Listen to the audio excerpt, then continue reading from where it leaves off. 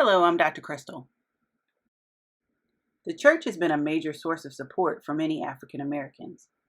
During Black History Month, it is important to address some of the mental health myths that are common within the church.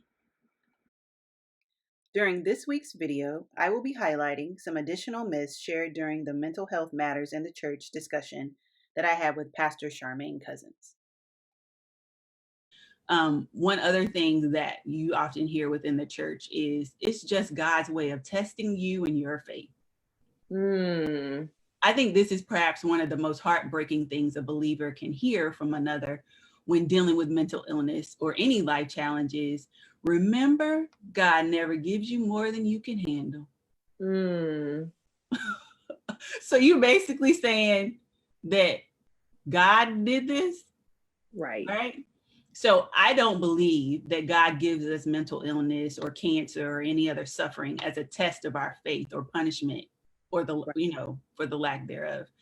I think based upon incredibly high statistics of suicide among current minority communities, that sometimes we're absolutely faced with more than we have tools to handle, but we don't seek out the support that we need.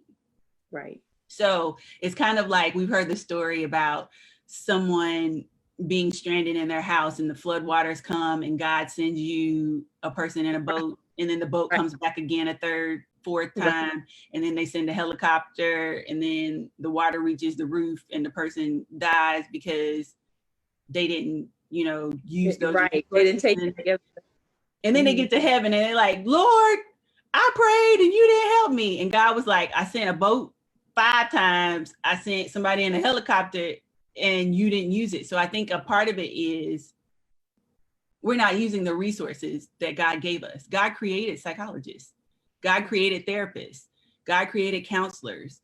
God created those resources just like he did the medical doctors. So we have to make use of those resources that God has given us.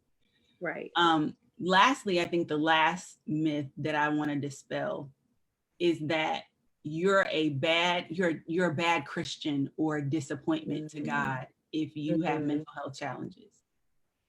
So it's so important to acknowledge that mature Christians, those have been, have given their lives to Christ and been saved a long time, including many present day faith leaders, as well as many prominent figures in the Bible, like David, the Apostle Paul, and Jesus himself experienced sorrow, sadness, and grief. If you want to watch the full Mental Health Matters in the Church video, please click on the link above. This has been Mental Health in a Minute with Dr. Crystal. Thanks for watching. Remember, fear is contagious, but so is joy.